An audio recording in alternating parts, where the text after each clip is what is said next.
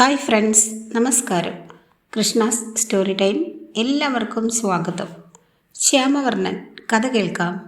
ശ്യാമവർണ്ണൻ കേൾക്കുന്ന എല്ലാവർക്കും ഹൃദയത്തിൽ നിന്നും നന്ദി അറിയിക്കുന്നു. എല്ലാവർക്കും ഭഗവാന്റെ അനുഗ്രഹാശിസ്സുകൾ ഉണ്ടാകട്ടെ എന്ന് പ്രാർത്ഥിക്കുന്നു. ശ്യാമവർണ്ണൻ എന്ന ഈ പുസ്തകത്തിൻ്റെ രചയിതാവ് ദേവദത്ത് പട്നായിക്, മലയാളത്തിലുള്ള വിവർത്തനം ശ്രീലത എസ്, ഓഡിയോ കൃഷ്ണകുമാരി. ഇന്നത്തെ ഭാഗത്തിലേക്ക്. ഓം ശ്രീകൃഷ്ണ പരമാത്മനേ നമഃ. സത്യഭാമ സത്രാജിത്തിൻ്റെ പുത്രി. രത്നം തിരിച്ചു കിട്ടിയതിൽ സത്രാജിത്ത് സന്തുഷ്ടനായിരുന്നു. ശ്യാമിനെ കൊലപാതകി എന്ന് കുറ്റപ്പെടുത്തിയതിന് അയാൾ അവനോട് മാപ്പു ചോദിച്ചു. നീ വളർത്തപ്പെട്ടത് ഗോപാലകരുടെ ഇടയിലായിരിക്കാം, പക്ഷേ നിന്റെ പ്രവൃത്തികളെല്ലാം രാജകുമാരൻ്റേതിന് സമമാണ്. നീ എൻ്റെ ജാമാതാവ് ആയിരിക്കണമെന്ന് ഞാൻ ആഗ്രഹിക്കുന്നു. അങ്ങനെ സത്രാജിത്ത് ശ്യാമിന് തൻ്റെ പുത്രിയായ സത്യഭാമയുടെ കൈ പിടിച്ചു കൊടുക്കുന്നു. ശ്യാമിനെ ഒരു യാദവൻ്റെ പുത്രനായി അംഗീകരിക്കാതിരുന്നവർക്ക് പോലും ഈ ഐക്യത്തോടെ അവനെ ഒരു യാദവ ജാമാതാവായി അംഗീകരിക്കേണ്ടതായി വന്നു. എങ്കിലും സത്യഭാമയിലും അവളുടെ പാരമ്പര്യ സ്വത്തിലും കണ്ണുണ്ടായിരുന്ന യദുകുലത്തിലെ അനേകം ചെറുപ്പക്കാരെ ഇത് ചുണ്ടിപിടിപ്പിച്ചു. ശതധന്വാവ് എന്നു പേരുള്ള യാദവ യുവാവ് മാനസികമായി അങ്ങേയറ്റം തകർന്നുപോയതിനാൽ അയാൾ സത്രാജിത്തിനെ വധിച്ചു. സത്യഭാമയെ അവളുടെ അനിയന്ത്രിതമായ ദുഃഖത്തിൽ ആർക്കും സമാധാനിപ്പിക്കുവാൻ ആകുമായിരുന്നില്ല. ശ്യാം ശതധന്വാവിനെ ഭൂമിയുടെ അഗ്രങ്ങൾ വരെ ഓടിച്ചിട്ട് പിടിച്ചു.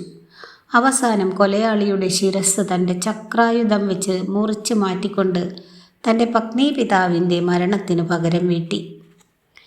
ജൈനമത പുരാണേതിഹാസങ്ങൾ പ്രകാരം കൃഷ്ണൻ്റെ ആദ്യ ഭാര്യ സത്യഭാമയാണ്. രുക്മിണി പിന്നീടാണ് വരുന്നത്. സത്യഭാമയിലൂടെ കൃഷ്ണന് നിയമസാധുത, സമ്പത്ത്, യാദവരുടെ ഇടയിൽ പദവി എന്നിവ ലഭ്യമാകുന്നു. കൃഷ്ണൻ്റെ ജീവിതത്തിൽ തനിക്കുള്ള പ്രാധാന്യം സത്യഭാമ തിരിച്ചറിയുന്നു. അങ്ങനെ അവൾ ആധിപത്യമുള്ള സാധികാരം ആവശ്യങ്ങൾ ഉന്നയിക്കുന്ന പത്നിയായിത്തീരുന്നു. 17-ാം നൂറ്റാണ്ടിൽ സിദ്ധേന്ദ്ര യോഗിയുടെ ഭാമാകലാപം എന്ന രചന അനേകം നൂറ്റാണ്ടുകൾക്ക് മുൻപ് ആന്ധ്രാപ്രദേശത്ത് വികസിച്ച നൃത്തരൂപം ആസ്പദമാക്കിയുള്ള കുച്ചിപ്പുടി നൃത്തനാടകങ്ങളിലെ ഏറ്റവും ഉത്കൃഷ്ടമായ ഒന്നാണ്. ഇവിടെ സത്യഭാമ കൃഷ്ണൻ്റെ അഹങ്കാരിയായ പത്നിയാണ്. അവൾ രംഗപീഠത്തിലേക്ക് പ്രവേശിക്കുന്നത് തന്നെ തൻ്റെ മുടിപ്പിന്നലിൻ്റെ അഗ്രത്തിൽ നിന്ന് തൂങ്ങിക്കിടക്കുന്ന ആഭരണങ്ങൾ വിരൽ കൊണ്ട് വട്ടത്തിൽ ചുഴറ്റിക്കൊണ്ട് തൻ്റെ സാന്നിധ്യം ധിക്കാരപരമായ ആത്മവിശ്വാസത്തോടെ പ്രഖ്യാപിച്ചുകൊണ്ട് കാണികൾക്ക് പുറം തിരിഞ്ഞാണ്. ഇതിന് പ്രചോദനം ലഭിച്ചത് വിജയനഗര രാജാക്കന്മാരുടെ അന്തഃപുര രഹസ്യങ്ങളിൽ നിന്നാവാം. സത്യഭാമ ഭൂമിദേവിയെയാണ് പ്രതിനിധാനം ചെയ്യുന്നത്. കൃഷ്ണന് വ്യക്തമായ ആസ്തികളും ലൗകികമായ അധികാരങ്ങളും അനുവദിച്ചു കൊടുക്കുന്നവൾ. അടുത്ത ഭാഗം കാശിയിലെ രത്നം. അക്രൂരന് സത്യഭാമയോട് പ്രണയമായിരുന്നു. അയാൾക്ക് ശ്യാമിനോട് അങ്ങേയറ്റം ആരാധനയുള്ളപ്പോഴും ശ്യാം സത്യഭാമയെ വിവാഹം കഴിച്ചതിൽ അയാൾക്ക് ദ്വേഷ്യം തോന്നി. അയാൾ ദ്വാരാവതി വിട്ട് കാശിക്ക് പോയി. പോകുന്നതിന് മുൻപ് അയാൾ സ്യമന്തകം മോഷ്ടിക്കുകയും ചെയ്തു. ശ്യാമിന് സത്രാജിത്തിൻ്റെ പുത്രി ഉണ്ടായിരിക്കും, പക്ഷേ സത്രാജിത്തിൻ്റെ രത്നം അവൻ്റെ കൈവശം വരാൻ ഞാൻ അവനെ അനുവദിക്കുകയില്ല. സ്യമന്തകം പോയതോടെ യാദവരുടെ സൗഭാഗ്യങ്ങൾ കുറഞ്ഞു വന്നു. മഴയില്ലാതെയായി. ദ്വാരാവതി വരൾച്ചയുടെയും പകർച്ചവ്യാധിയുടെയും പിടിയിലമർന്നു. ഈ അത്യാഹിതങ്ങൾക്ക് ആളുകൾ ശ്യാമിനെ കുറ്റപ്പെടുത്തി. ശ്യാം സത്യഭാമയെ വിവാഹം കഴിച്ചിരുന്നില്ലെങ്കിൽ സത്രാജിത്ത് വധിക്കപ്പെടുമായിരുന്നില്ല. സ്യമന്തകം ഇപ്പോഴും നമ്മുടെ പക്കൽ തന്നെ ഉണ്ടായിരുന്നിരിക്കുകയും ചെയ്യുമായിരുന്നു. സംഭവിക്കുന്ന എല്ലാ തെറ്റുകുറ്റങ്ങൾക്കും ശ്യാമിനാണ് ചുമതലയെന്ന് സത്യഭാമ പോലും വിധിച്ചു. അതിനാൽ ശ്യാം കാശിയിലേക്ക് പോയി അക്രൂരനെ കണ്ടുപിടിച്ചു. യാദവർ ദുരിതപ്പെടുന്നതിനിടയാക്കിയാൽ നിന്റെ പ്രണയിനിയെ നഷ്ടപ്പെട്ടതിൻ്റെ വേദന ഇല്ലാതാകുമോ? ഇല്ല എന്ന് അക്രൂരൻ തലയാട്ടി. എങ്കിൽ നിന്റെ കോപം കളയൂ. എല്ലാ ലൗകിക വികാരങ്ങളും താത്കാലികം മാത്രമാണ് എന്നറിയുക. യാദവരുമായി സമാധാനം പുനഃസ്ഥാപിക്കൂ. ദ്വാരാവതിയിൽ വീട്ടിലേക്ക് മടങ്ങി വരൂ. അക്രൂരൻ ദ്വാരാവതിയിലേക്ക് മടങ്ങി വന്ന് കുറ്റകൃത്യം ഏറ്റുപറഞ്ഞു. അയാൾ സ്യമന്തകം ശ്യാമിന് നൽകി. പക്ഷെ ശ്യാം അത് സ്പർശിക്കുക പോലും ചെയ്തില്ല. അതുകൊണ്ട് അത് മുതിർന്ന യാദവരുടെ ഉപദേശക സമിതിയുടെ കൈവശത്തിൽ സൂക്ഷിച്ചു. ആരുടെ ഉടമസ്ഥയിലുമല്ലാതെ, എന്നാൽ എല്ലാവർക്കും സൗഭാഗ്യം കൊണ്ടുവരത്തക്ക വിധം.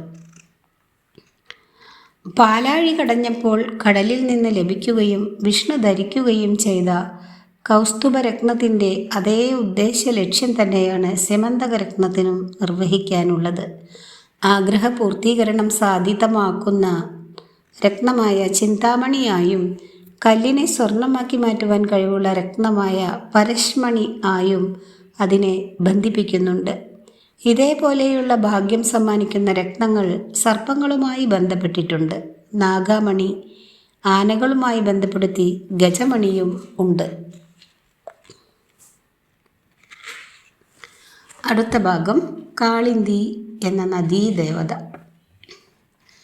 ഒരു ദിവസം ഇരുണ്ട നിറമുള്ള ഒരു സ്ത്രീ സ്വയം ശ്യാമിൻ്റെ മുൻപിൽ സന്നിഹിതയായി. നീ ആരാണ്? അയാൾ ചോദിച്ചു. ഞാൻ യമുന എന്ന നദീദേവതയാണ്. കാളിന്തി എന്നും അറിയപ്പെടുന്നുണ്ട്. നീ വ്രജ വിട്ടുപോയതു മുതൽ ഞാൻ ഭഗ്നഹൃദയയാണ്. നിന്നെ തിരഞ്ഞ് ഞാൻ ലോകം മുഴുവൻ അലഞ്ഞു. നീയില്ലാതെ എനിക്ക് ജീവിക്കുവാൻ സാധിക്കുകയില്ല. ദയവായി എന്നെ നിന്റെ പത്നിയാക്കണം. ദ്വാരാവതി വരെ തന്നെ അനുഗമിച്ച ഈ സ്ത്രീയോട് പറ്റില്ല എന്ന് പറയുവാൻ ശ്യാമിന് സാധിച്ചില്ല. അതുകൊണ്ട് അയാൾ കാളിന്തിയെ തൻ്റെ 4ാമത്തെ പത്നിയാക്കി. രുക്മിണിക്കും ജാമ്പവതിക്കും സത്യഭാമയ്ക്കും ശേഷം. രാജസ്ഥാനിലെ നദ്വാര ക്ഷേത്രത്തിൽ യമുനയെ ഒരു കുടം ജലമായി ആരാധിക്കുന്നുണ്ട്. ദ്വാരകയിലേക്ക് പോകുന്നതിനായി കൃഷ്ണൻ ഉപേക്ഷിച്ച അവൾ വിഷാദഭാവമുള്ള പ്രണയത്തെ പ്രതിനിധാനം ചെയ്യുന്നു. സദാ തുള്ളിത്തുളുമ്പി പതഞ്ഞൊഴുകുന്ന വെളുത്ത ഗംഗയുമായിട്ട് ശിവനെ ബന്ധിപ്പിക്കുമ്പോൾ വിഷ്ണു കൃഷ്ണനെ ഈ ചുറുചുറുക്കില്ലാത്ത വിലപിക്കുന്ന ഇരുണ്ട യമുനയുമായിട്ടാണ് ബന്ധപ്പെടുത്തുന്നത്. കോസലത്തിലെ സത്യ. അടുത്ത ഭാഗം. രുക്മിണി ശ്യാമിനെ ഭർത്താവായി തിരഞ്ഞെടുക്കുകയായിരുന്നു. കാളിന്തിയും അതുപോലെ തന്നെ. സത്യഭാമയെയും ജാമ്പവതിയെയും അവരവരുടെ പിതാക്കന്മാർ ശ്യാമിന് നൽകുകയായിരുന്നു. സത്യയെ സംബന്ധിച്ച് ശ്യാം തൻ്റെ യോഗ്യത തെളിയിക്കേണ്ടിയിരുന്നു. അവളുടെ പിതാവ് കോസല രാജ്യത്തെ രാജാവായിരുന്ന നഗ്നജിത്ത് തൻ്റെ 7 കൂറ്റൻ കാളകളെ മെരുക്കിയെടുക്കുവാൻ കഴിയുന്ന ഏതൊരാൾക്കും ഭർത്താവ് എന്ന രീതിയിൽ തൻ്റെ പുത്രിയുടെ കൈ കവരാമെന്ന് പ്രഖ്യാപിച്ചിരുന്നു. എങ്ങനെയാണ് സിംഹങ്ങളെ വേട്ടയാടേണ്ടതെന്നും കുതിരകളെ മെരുക്കേണ്ടതെന്നും രാജാക്കന്മാർക്ക് അറിയാമായിരുന്നു. പക്ഷേ കാളകളെ മെരുക്കുവാൻ അവർക്ക് അറിയില്ലായിരുന്നു. അതിന് ധൈര്യം കാണിച്ചു വരുന്നവർക്ക് 1 അല്ലെങ്കിൽ 2 കാളകളെ മെരുക്കുവാൻ കഴിയും. പക്ഷേ 7 എണ്ണം ഒരു ഗോപാലകനല്ലാതെ ആർക്കാണ് മേക്കൽ നടത്തിയെടുക്കുവാൻ കഴിയുക? ഒരു പക്ഷേ ഒരു പശുപാലക രാജകുമാരന്. ശ്യാം രംഗസ്ഥലത്തേക്ക് പ്രവേശിച്ചു. എല്ലാവരെയും ഞെട്ടിച്ചുകൊണ്ട് തൻ്റെ ശരീരത്തിൽ നിന്ന് 6 പേരെ, 6 ശ്യാംമാരെ കൂടി സൃഷ്ടിച്ചു. ഈ 7 ശ്യാംമാരും കൂടി നഗ്നജിത്തിൻ്റെ 7 കാളകളെയും മെരുക്കിയെടുത്തു. അസാധ്യമായ ഈ സാഹസിക കർമ്മം നടത്തി കഴിഞ്ഞപ്പോൾ 6 ശ്യാംമാരും അപ്രത്യക്ഷരായി. അവശേഷിച്ച ഒരു ശ്യാം സത്യയെ തൻ്റെ 5ാമത്തെ പത്നിയുമാക്കി. എങ്ങനെയാണ് ഒരു ഗോപാലക ദൈവം 7 കാളകളെ മെരുക്കുന്നതും നാപിന്നൈ എന്ന യുവതിയെ വിവാഹം കഴിക്കുന്നതും എന്നുള്ള തമിഴ് സംഘം കാലത്തെ കഥയുമായി ഈ കഥ ഒരുപക്ഷെ ബന്ധപ്പെട്ടിട്ടുണ്ടാവാം. അവസാനം നാപിന്നൈ ഗീതാഗോവിന്ദത്തിലെ രാധയായും ഭാഗവത പുരാണത്തിലെ സത്യയായും രൂപാന്തരം പ്രാപിക്കുന്നു. വിഷ്ണുവിൻ്റെ 3ാമത്തെ പത്നിയായ നീളാദേവിയെയാണ് സത്യ പ്രതിനിധാനം ചെയ്യുന്നത്. ചിലപ്പോൾ രാധയ്ക്ക് തുല്യമായി സത്യയെ പരിഗണിക്കാറുമുണ്ട്. അടുത്ത ഭാഗം അവന്തിയിലെ മിത്രവിന്ദ. പ്രകൃതിയിൽ പെൺപക്ഷി അനേകം പ്രണയാഭ്യർത്ഥകരിൽ നിന്ന് തൻ്റെ ഇണയെ തിരഞ്ഞെടുക്കുന്നു. അതേപോലെ പല പിതാക്കന്മാരും തങ്ങളുടെ പെൺമക്കൾക്ക് വേണ്ടി സ്വയംവര ആഘോഷങ്ങൾ സംഘടിപ്പിക്കുന്നു. അവിടെ വെച്ച് കമിതാക്കൾ തങ്ങളുടെ കാഴ്ചയിലുള്ള രൂപവും കഴിവുകളും പ്രദർശിപ്പിക്കുന്നു. പെൺകുട്ടി തൻ്റെ ഭർത്താവിനെ തിരഞ്ഞെടുക്കുകയും ചെയ്യുന്നു. അവന്തിയിൽ അങ്ങനെയുള്ള ഒരു ആഘോഷത്തിലേക്ക് ശ്യാം ക്ഷണിക്കപ്പെട്ടു. അയാളുടെ ഇരുണ്ട ശരീരം, അയാളുടെ തിളങ്ങുന്ന കണ്ണുകൾ, അയാളുടെ പുഞ്ചിരി എന്നിവ അയാളെ ഞൊടിയിട കൊണ്ട് തന്നെ വേറിട്ടു നിർത്തി. മറ്റുള്ള പുരുഷന്മാരെ പോലെയല്ലാതെ ഇവിടെ ഇതാ സ്ത്രീകളെക്കുറിച്ച് കരുതലുള്ള ഒരു പുരുഷൻ. അവരുടെ ആനന്ദത്തിനായി ചന്ദനക്കുഴമ്പും കാട്ടുപൂക്കളും മയിൽപ്പീലിയും കൊണ്ട് അലങ്കരിച്ച് മഞ്ഞ ഉടുപ്പു ധരിച്ച് സ്വന്തം ശരീരത്തെ തയ്യാറാക്കിയിരിക്കുന്ന ഒരു പുരുഷൻ. മിത്രവിന്ദ രാജകുമാരി ഇത് ശ്രദ്ധിച്ചു. അയാളാണ് തൻ്റെ ഭർത്താവെന്ന് അവൾ തീരുമാനമെടുത്തു. പക്ഷേ അവളുടെ സഹോദരന്മാർക്ക് ഈ ആശയം ഇഷ്ടപ്പെട്ടില്ല. അയാൾ ഒരു രാജാവല്ല. അയാൾ ഗോപാലകർക്കൊപ്പം ജീവിച്ചിട്ടുണ്ട്. അയാൾ എവിടെ പോകുന്നുവോ അവിടെയെല്ലാം ബുദ്ധിമുട്ടുകളും ഉണ്ട്. ജരാസന്ധൻ അയാളെ വെറുക്കുന്നുണ്ട്. നിനക്ക് വേറെ ആരെയെങ്കിലും തിരഞ്ഞെടുത്തുകൂടെ? അവർ പറഞ്ഞു. അവൾ അയാളെ മാലയണിയിച്ച് തൻ്റെ തിരഞ്ഞെടുപ്പ് പ്രഖ്യാപിക്കുവാനായി കൈകൾ ഉയർത്തിയപ്പോൾ അവർ അവളെ തടയുവാൻ ശ്രമിച്ചു. പക്ഷേ ഒരു സ്ത്രീയുടെ തീരുമാനം ബഹുമാനിക്കപ്പെടേണ്ടതുണ്ട്. അതുകൊണ്ട് ശ്യാം സഹോദരന്മാരെ നിർബന്ധപൂർവം പ്രഹരിച്ചു, വശത്തേക്ക് തള്ളി മാറ്റി. പിന്നെ തൻ്റെ 6ാമത്തെ പത്നിയായി തീർന്ന സ്ത്രീയുടെ മാല സ്വീകരിക്കുന്നതിനായി തലകുനിച്ചു കൊടുത്തു. കൃഷ്ണൻ്റെ പ്രിയപ്പെട്ടവരായിരുന്ന ഗോപികമാരെ പോലെ കൃഷ്ണൻ്റെ പത്നിമാർ കലാകാരന്മാരെയും കവികളെയും പ്രചോദിപ്പിച്ചിട്ടില്ല. വ്യത്യസ്തങ്ങളായ വീരപരാക്രമങ്ങളിലൂടെയാണ് കൃഷ്ണൻ തൻ്റെ പത്നിമാരെ നേടുന്നത്. വൃന്ദാവനത്തിലേതുപോലെ കാൽപ്പനിക പ്രണയമോ പ്രലോഭനമോ ഇല്ല. ഈ കഥകളിലൂടെ കൃഷ്ണൻ്റെ ഗ്രാമീണ രൂപം ഒഴിവാക്കുന്നു. അയാളുടെ രൂപാന്തരത്തിന് നമ്മൾ സാക്ഷ്യം വഹിക്കുകയും ചെയ്യുന്നു. കേകേയത്തിലെ ഭദ്ര. അടുത്ത ഭാഗം. വസുദേവൻ്റെ സഹോദരി ശ്രുതകീർത്തി കേകേയ രാജാവിനെ വിവാഹം ചെയ്തിരുന്നു. അവർക്ക് ഭദ്ര എന്നൊരു പുത്രിയുണ്ടും ഉണ്ടായിരുന്നു. തൻ്റെ പുത്രി ശ്യാമിനെ വിവാഹം ചെയ്യണമെന്നത് ശ്രുതകീർത്തിയുടെ ആഗ്രഹമായിരുന്നു. കേകേയത്തിലെ രാജാവ് സമ്മതിച്ചു. അങ്ങനെ കേകേയത്തിലെ ഭദ്ര ശ്യാമിൻ്റെ 7ാമത്തെ പത്നിയായി തീർന്നു. ശ്യാമിൻ്റെ 6 വിവാഹങ്ങളെക്കാൾ വ്യത്യസ്തമായിരുന്നു ഈ വിവാഹം. മിത്രവിന്ദയുടെ സഹോദരന്മാർ തങ്ങളുടെ സഹോദരിയുമായിട്ടുള്ള അയാളുടെ വിവാഹം എതിർത്തപ്പോൾ ഭദ്രയുടെ സഹോദരന്മാർ ഈ ഒന്നിക്കലിനെ പിന്തുണച്ചു. ശ്യാം വിവാഹം കഴിച്ചിട്ടുള്ള ഓരോ കുടുംബവും വ്യത്യസ്തമായിരുന്നു. ചില കുടുംബങ്ങൾ അയാളെ സ്നേഹിച്ചു, മറ്റുള്ളവർ അയാളെ സഹിച്ചു. എല്ലാവരെയും സന്തുഷ്ടരാക്കുന്നതിനായി അയാൾക്ക് നിരന്തരം സ്വയം അനുയോജ്യപ്പെടുത്തുകയും ചെയ്യേണ്ടതായി വന്നു. പുരാതന കാലത്തെ ഇന്ത്യയിൽ നിലനിന്നിരുന്ന 8 വ്യത്യസ്ത തരത്തിലുള്ള വിവാഹങ്ങൾ മനുസ്മൃതി വിവരിക്കുന്നുണ്ട്. ആൺകുട്ടി പെൺകുട്ടിയുടെ പിതാവിനെ സമീപിക്കുന്നു ബ്രഹ്മവിവാഹം. പെൺകുട്ടി ആൺകുട്ടിയെ സമീപിച്ച് സ്ത്രീധനം വാഗ്ദാനം ചെയ്യുന്നു പ്രജാപതി വിവാഹം.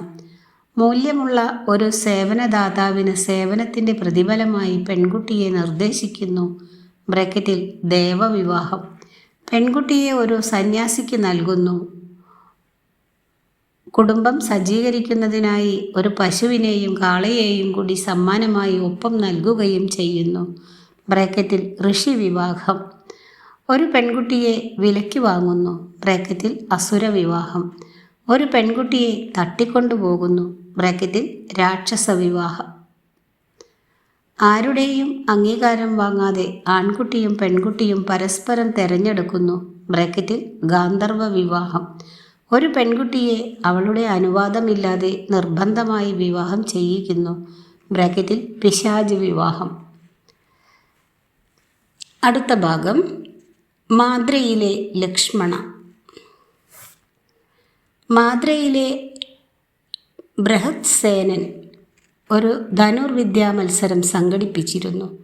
അതിൽ സമാനമായി പ്രഖ്യാപിച്ചിരുന്നത് അയാളുടെ മകളെ ലക്ഷ്മണയെ വിവാഹത്തിലൂടെ വിജയിക്കൂ നൽകുമെന്നതായിരുന്നു. മത്സരാർത്ഥികൾ തറയിൽ വെച്ചിരിക്കുന്ന ഒരു ത്രാസിൻ്റെ തട്ടുകളിൽ സമതുലനാവസ്ഥ പാലിച്ചുകൊണ്ട് ഉത്തരത്തിൽ നിന്ന് തൂക്കിയിട്ടിരിക്കുന്ന കറങ്ങുന്ന ഒരു ചക്രത്തിൽ ഉറപ്പിച്ചിട്ടുള്ള ഒരു മത്സ്യത്തിൻ്റെ കണ്ണിലേക്ക് തറയിൽ ഒരു പാത്രത്തിൽ സൂക്ഷിച്ചിരിക്കുന്ന എണ്ണയിൽ പതിക്കുന്ന അതിൻ്റെ പ്രതിച്ഛായ നോക്കി അമ്പു തൊടുക്കണം എന്നതായിരുന്നു വ്യവസ്ഥ. ശ്യാം ത്രാസിൽ കയറി നിന്നു. തൻ്റെ വില്ലുയർത്തി തലകുനിച്ചു. മത്സ്യത്തിൻ്റെ പ്രതിച്ഛായ എണ്ണയിൽ കണ്ടു. പ്രയാസമേതുമില്ലാതെ മത്സ്യത്തിൻ്റെ കണ്ണിലേക്ക് തൊടുത്തു. അങ്ങനെ തൻ്റെ 8ാമത്തേതും അവസാനത്തേതുമായ പത്നിയായി ലക്ഷ്മണയുടെ കൈ വിവാഹത്തിലൂടെ നേടി. മഹാഭാരതത്തിൽ ദ്രൗപദിയെ വിവാഹത്തിലൂടെ നേടുന്നതിനായി അർജുനന് നേരിടേണ്ടി വരുന്ന വെല്ലുവിളിയേക്കാൾ കഠിനമായിരുന്നു ലക്ഷ്മണയെ പത്നിയായി ലഭിക്കുന്നതിനായി കൃഷ്ണന് നേരിടേണ്ടി വരുന്ന പരീക്ഷണം. രണ്ടാമത്തേതിന് മത്സരാർത്ഥികൾ സമതുലനാവസ്ഥാ പാലനം അനുഷ്ഠിക്കേണ്ട കാര്യമൊന്നും ആവശ്യമായി വന്നില്ല. ഒരു ധനുർവിദ്യാ വിദഗ്ധൻ എന്ന നിലയ്ക്ക് കൃഷ്ണൻ്റെ അധീശത്വം കാണിക്കുന്നതിനാണ് ഇത്. ഈ സവിശേഷ കഴിവ് അയാൾ ഒരിക്കലും പരസ്യപ്പെടുത്തുന്നില്ലെങ്കിൽ കൂടി. കൃഷ്ണൻ്റെ പത്നിമാരിൽ അനവധി പേരും ഗുജറാത്തിനെ ചുറ്റിയുള്ള രാജ്യങ്ങളിൽ നിന്ന് വരുന്നവരാണ്. മാദ്ര ബ്രാക്കറ്റിൽ ആധുനിക കാലത്തെ സിന്ധ്, KKM ബ്രാക്കറ്റിൽ ആധുനിക കാല ബലൂചിസ്ഥാൻ, അവന്തി ബ്രാക്കറ്റിൽ ആധുനിക കാല മധ്യപ്രദേശ്, പിന്നെ കോസലം ആധുനിക കാല ഉത്തർപ്രദേശ്. ഹരിവംശത്തിൽ കൃഷ്ണൻ്റെ പത്നിമാരുടെ പേരുകൾ വിഷ്ണു ഭാഗവത പുരാണങ്ങളിൽ തന്നിരിക്കുന്നതിൽ നിന്ന് വ്യത്യസ്തമാണ്. ലക്ഷ്മണയെ ചിലപ്പോൾ മാദ്രി എന്നോ രോഹിണി എന്നോ വിളിക്കാറുണ്ട്. ശ്യാമും അയാളുടെ 8 രാജ്ഞിമാരും. അടുത്ത ഭാഗം. തൻ്റെ 8 പത്നിമാരിലൂടെ ശ്യാം ദ്വാരാവതിക്ക് ചുറ്റിലുമുള്ള രാജ്യങ്ങളുമായി സുശക്തമായ വിവാഹബന്ധങ്ങൾ സ്ഥാപിച്ചു. യാദവരുടെ ഈ പുതിയ വാസസ്ഥാനത്തെ ജരാസന്ധനിൽ നിന്ന് രക്ഷിച്ചു നിർത്തിയത് ഈ ബന്ധങ്ങളാണ്. മധുരയിലെ അഗ്നിയിൽ നിന്ന് രക്ഷപ്പെട്ടു എന്ന് മാത്രമല്ല, ദ്വാരാവതി എന്നു പേരുള്ള ശക്തമായ ഒരു രാജ്യം സ്ഥാപിക്കുന്നതിലും അയാൾ വിജയിച്ചു എന്ന് മനസ്സിലാക്കിയപ്പോൾ ജരാസന്ധൻ്റെ കോപത്തിന് അതിരുണ്ടായിരുന്നില്ല. രാജാവല്ലെങ്കിലും ശ്യാം ദ്വാരാവതി അധീശൻ അഥവാ ദ്വാരാവതിയുടെ രക്ഷകൻ എന്നറിയപ്പെട്ടു തുടങ്ങി. ഭൂമിയുടെ 8 മൂലകളിൽ നിന്നും നഗരത്തിലേക്ക് സമ്പൽ സമൃദ്ധി കൊണ്ടുവരുന്ന ലക്ഷ്മിയുടെ 8 സാക്ഷാത്കാരങ്ങളായി അയാളുടെ പത്നിമാരെ പരിഗണിച്ചു വന്നു. ശ്യാമിൻ്റെ പത്നിമാർ ലക്ഷ്മിയെപ്പോലെ കുടുംബത്തിലേക്ക് സമൃദ്ധിയും സമ്പത്തും കൊണ്ടുവരികയും ചെയ്തു. ശ്യാമിൻ്റെ പൂന്തോപ്പുകൾ വ്യത്യസ്തങ്ങളായ പഴങ്ങളും പൂവുകളും പച്ചക്കറികളും കൊണ്ട് നിറയുന്നതിനായി അവർ വ്യത്യസ്ത സ്ഥലങ്ങളിൽ നിന്ന് വിത്തുകൾ കൊണ്ടുവന്നു. അവർ അവരുടെ അമ്മമാരുടെ അടുക്കളകളിൽ നിന്ന് പാചകവിധികൾ കൊണ്ടുവന്നു. അയാളുടെ വീടിൻ്റെ ചുവരുകൾ അവർ വർണ്ണചിത്രങ്ങൾ കൊണ്ട് അലങ്കരിച്ചു. അവർ ജീവിതത്തെക്കുറിച്ച് പുതിയ ആശയങ്ങളുമായിട്ടാണ് വന്നത്. അവർ അയാൾക്ക് സന്താനങ്ങളെ നൽകി. പുത്രപത്നിമാരെ സ്വയം ആവിഷ്കരിക്കുന്നതിനും ഉൾക്കൊള്ളുന്നതിനും അനുവദിക്കുകയാണെങ്കിൽ എങ്ങനെയാണ് പുത്രപത്നിമാർ കുടുംബം രൂപാന്തരപ്പെടുത്തുന്നത്, നാനാത്വം കൊണ്ട് അതിനെ പരിപോഷിപ്പിക്കുന്നത് എന്ന് ശ്യാം തിരിച്ചറിഞ്ഞു.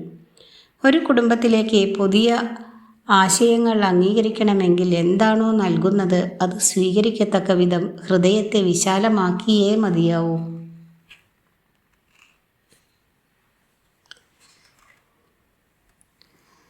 ജൈനമതത്തിലെ നേമി ചരിത്രത്തിൽ കൃഷ്ണന് നേമി എന്നു പേരുള്ള ഒരു ബന്ധു സഹോദരനുണ്ട്. വസുദേവൻ്റെ ഏറ്റവും മൂത്ത സഹോദരൻ സമുദ്രവിജയൻ്റെ പുത്രൻ. അയാളുടെ വിവാഹ ആഘോഷങ്ങൾക്ക് വേണ്ടി കൃഷ്ണൻ കൊണ്ടുവരുന്ന നാൽക്കാലിക്കൂട്ടത്തിൻ്റെ ദീനരോദനം കേൾക്കവേ അയാൾ സ്വന്തം വിവാഹദിനത്തിൽ തന്നെ ലൗകിക ജീവിതം ഉപേക്ഷിച്ചു. അയാൾ 22ാമത്തെ തീർത്ഥങ്കരനായി നേമിനാഥ എന്ന് വിളിക്കപ്പെടുകയും ചെയ്തു. അയാളുടെ ചിഹ്നമാണ് ശംഖ്. കൃഷ്ണൻ്റെ ക്ഷേത്രങ്ങളെല്ലാം കൃഷ്ണൻ്റെ പാർപ്പിടങ്ങളായിട്ടാണ് സങ്കല്പിച്ചു വരുന്നത്. അതുകൊണ്ട് അവിടെയെല്ലാം പ്രഭുവിൻ്റെ ദൈനംദിന ചക്രങ്ങൾ പിന്തുടർന്നു വരുന്നു. നിദ്ര വിട്ടുണർത്താൻ ബ്രാക്കറ്റിൽ മംഗളാരതി, അലങ്കരിക്കാൻ ബ്രാക്കറ്റിൽ ശൃംഗാര ആരതി, മധ്യാഹ്ന ഭക്ഷണം ബ്രാക്കറ്റിൽ രാജഭോഗ ആരതി, മയക്കത്തിൽ നിന്നുണർത്തൽ ഉത്താപന ആരതി ബ്രാക്കറ്റിൽ, കന്നുകാലികളെ മേയ്ക്കുക എന്ന പകലത്തെ ജോലി കഴിഞ്ഞ് സന്ധ്യയ്ക്ക് വീട്ടിലേക്ക് വരവേൽക്കുക ബ്രാക്കറ്റിൽ സന്ധ്യാ ആരതി, വൈകുന്നേര ഭക്ഷണം വ്യാലുഭോഗ ആരതി, രാത്രി ഉറങ്ങാനുള്ള സമയം പലപ്പോഴും കൃഷ്ണൻ്റെ പ്രിയങ്കരമായ ഊഞ്ഞാലാട്ടം ശയന ആരതി. അങ്ങനെ ദൈവത്തിന് മാനവിക സ്വഭാവം നൽകിക്കൊണ്ട് ഒരു ഗൃഹസ്ഥൻ എന്ന നിലയിൽ അയാളുടെ ജീവിതം നമ്മൾ നിരീക്ഷിക്കുന്നു. പക്ഷേ അയാളുടെ പത്നിമാരെ പറ്റി വിരളമായ പരാമർശങ്ങൾ മാത്രമേയുള്ളൂ. അവർ പശ്ചാത്തലത്തിൽ നിലനിൽക്കുന്നു. ചിലർ തെക്കേ ഇന്ത്യയിലെ ക്ഷേത്രങ്ങളിലും അവർ ഒരിക്കലും രംഗപീഠത്തിൻ്റെ കേന്ദ്രം കൈയടക്കുന്നില്ല. പണ്ഡർപൂർ, ഡാക്കോർ, ദ്വാരക എന്നിവിടങ്ങളിൽ കൃഷ്ണനെ അയാളുടെ ഭാര്യമാർക്കൊപ്പം ആരാധിക്കുന്നുണ്ട്. പക്ഷേ അവർ വെവ്വേറെ ക്ഷേത്രങ്ങളിലാണ് സ്ഥാനം ഉറപ്പിച്ചിട്ടുള്ളത്. ഒരേ സമുച്ചയത്തിൽ വിഷ്ണുവിനെയും കൃഷ്ണനെയും പ്രത്യേകം പ്രത്യേകം ശ്രീകോവിലുകളിൽ പ്രതിഷ്ഠിച്ചിട്ടുള്ള വൈഷ്ണവ രീതി ഇതിൽ പ്രതിധ്വനിക്കുന്നു. ഈ വേർപിരിക്കൽ ഒരു ശണ്ഠയുടെ ബാക്കിയായിട്ടാണെന്ന് ചിലർ പറയുന്നു. മറ്റുള്ളവർ പറയുന്നത് അത് ലക്ഷ്മി തൻ്റെ സ്വയംഭരണാവകാശം ഇഷ്ടപ്പെടുന്നതുകൊണ്ടാണ് എന്നത്രേ. ഓരോ രാജ്ഞിയിലും കൃഷ്ണന് അനവധി പുത്രന്മാരുണ്ട്. ചിലയിടങ്ങളിൽ പറയുന്നത് ഓരോ പത്നിയും അയാൾക്ക് 10 പുത്രന്മാരെ നൽകിയെന്നും അങ്ങനെ 8 മുതിർന്ന രാജ്ഞിമാരിൽ നിന്ന് അയാൾക്ക് 80 പുത്രന്മാരും 16,100 രാജ്ഞിമാരിൽ നിന്ന് 1,61,000 പുത്രന്മാരും ജനിച്ചു എന്നുമാണ്. ഇതെല്ലാം പ്രകടമായും അതിശയോക്തിപരമാണ്. ഒരു പൂർണ്ണ കുടുംബം വിവരിക്കുന്നതിനായിട്ടുള്ള രൂപകങ്ങൾ മാത്രം. പാരമ്പര്യമായി കൃഷ്ണന് 56 ബ്രാക്കറ്റിൽ 56 തരം ആഹാര ഇനങ്ങൾ ബ്രാക്കറ്റിൽ ഭോഗം ഓരോ ദിവസവും നിവേദിക്കുന്നു. അയാളുടെ 8 പത്നിമാരും പാചകം ചെയ്ത 7 വിഭവങ്ങൾ വീതം ഓരോ ദിവസവും നൽകുന്നുണ്ട്.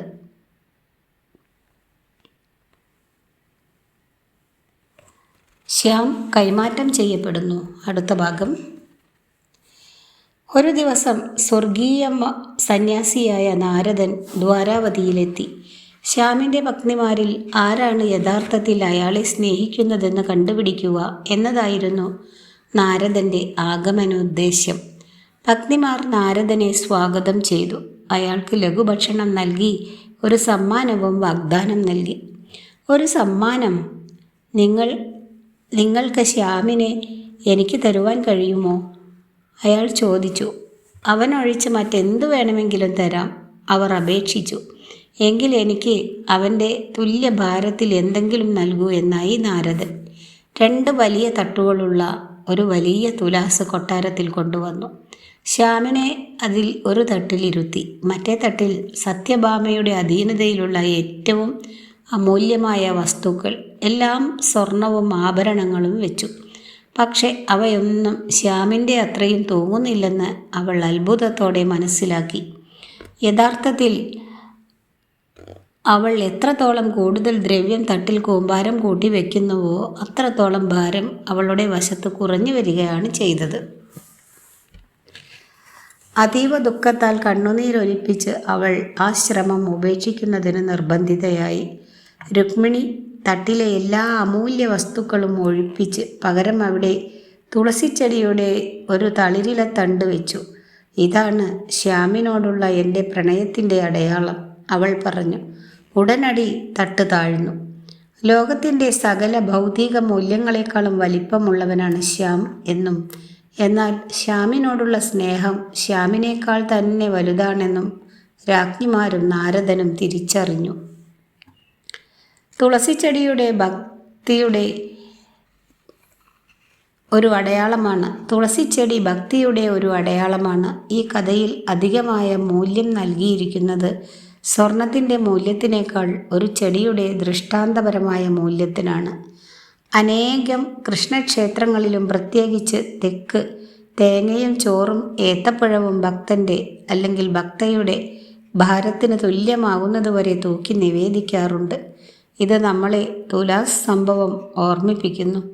തുളസിച്ചെടി രാധയുടെയോ ലക്ഷ്മിയുടെയോ വൃന്ദാദേവിയുടെയോ അടയാളമാണ്. അത് കൃഷ്ണനോടുള്ള സ്നേഹം പ്രതിനിധീകരിക്കുന്നു. അതേ രീതിയിൽ കൂവളച്ചെടി ശിവനോടുള്ള സ്നേഹം പ്രതിനിധാനം ചെയ്യുന്നു. ഒരുപക്ഷെ ഭാഗവത പ്രസ്ഥാനത്തിലേക്ക് ഇണക്കിച്ചേർത്ത പഴയ വൃക്ഷാരാധനാ സമ്പ്രദായത്തിൻ്റെ അവശേഷിപ്പുകളാവാം ഇവ.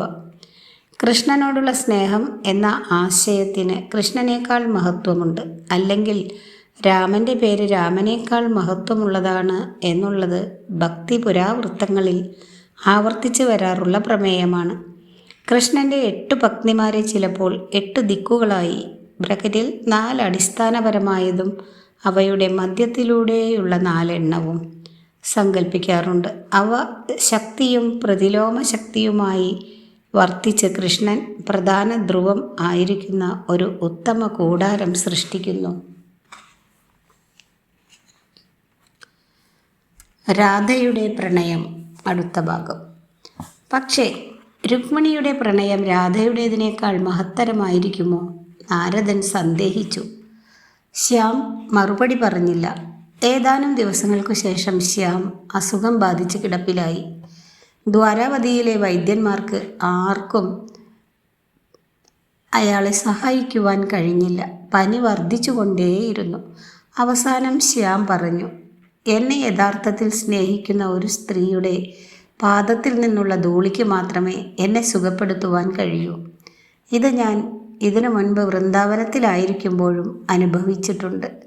ദ്വാരാവതിയിലെ റാണിമാർ പ്രതിഷേധം പ്രകടിപ്പിച്ചു. പക്ഷെ ശ്യാം ഞങ്ങളുടെ പതിയാണ്. അങ്ങനെയുള്ള ഒരാൾക്ക് ഞങ്ങളുടെ പാദങ്ങൾക്കിടയിലെ ധൂളി ഞങ്ങൾ എങ്ങനെയാണ് നൽകുക? ലോകം എന്തു പറയും? ദൈവങ്ങൾ ഞങ്ങളെ നരകത്തിലേക്ക് എറിഞ്ഞെന്നും വരാം. അതുകൊണ്ട് വൈദ്യന്മാർ വൃന്ദാവനത്തിലേക്ക് പോയി. തങ്ങളുടെ പാദങ്ങൾക്കടിയിലെ ധൂളി ഗോപികമാർ സ്വമനസ്സാലെ പങ്കുവച്ചു. നിങ്ങൾക്ക് ആർക്കും നിങ്ങളുടെ പ്രവൃത്തികളുടെ അനന്തരഫലങ്ങളെക്കുറിച്ച് ഭയമില്ലേ? ഉത്കണ്ഠാകുലനായ നാരദൻ അവരോട് ചോദിച്ചു.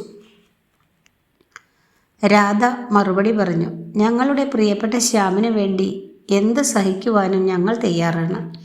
ഞങ്ങളുടെ പാദങ്ങൾക്കടിയിലെ ധൂളി എടുത്തുകൊള്ളുക, അവനെ രോഗമുക്തനാക്കി സുഖപ്പെടുത്തുക. അവൻ ആഗ്രഹിക്കുന്ന എന്തും രാധ നൽകുമെന്ന് അവനോട് പറയുക. അവൾ തിരികെ പ്രതിഫലമായി യാതൊന്നും ചോദിക്കുകയില്ല. നാരദൻ മടങ്ങുവാനൊരുങ്ങവേ രാധ ഇത്രയും കൂടി കൂട്ടിച്ചേർത്തു.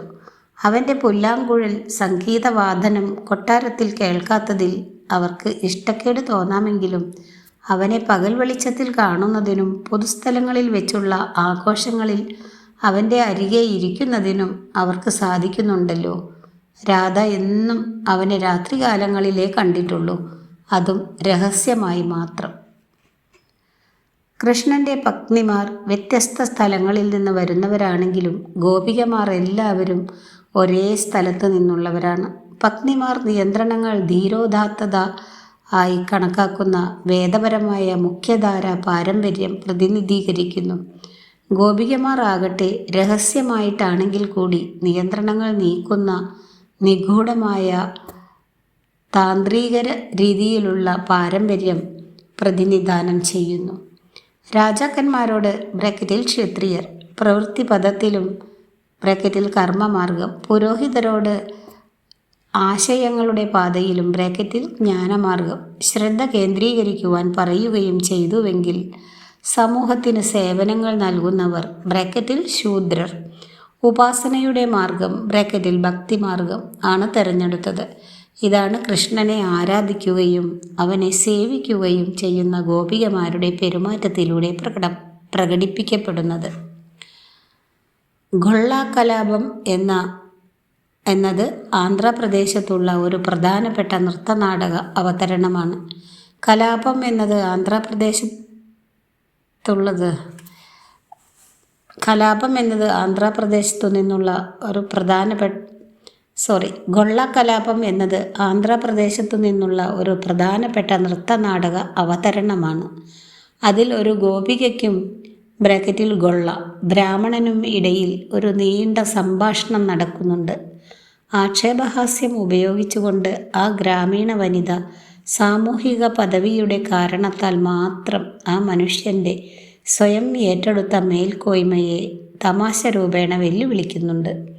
ഏറ്റവും ലളിതമായ ഭാഷയിൽ ഈശ്വരാംശത്തിൻ്റെ പ്രാപഞ്ചിക രഹസ്യങ്ങൾ വെളിപ്പെടുത്തുന്നുമുണ്ട്.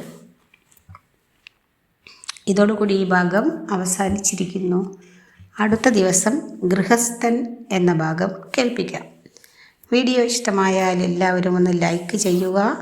സബ്സ്ക്രൈബ് ചെയ്യാത്തവരെല്ലാം സബ്സ്ക്രൈബ് ചെയ്യുക. പ്രിയപ്പെട്ടവർക്കായി ഷെയർ ചെയ്യുക. ചാനലിനെ സപ്പോർട്ട് ചെയ്യുക. Thank you.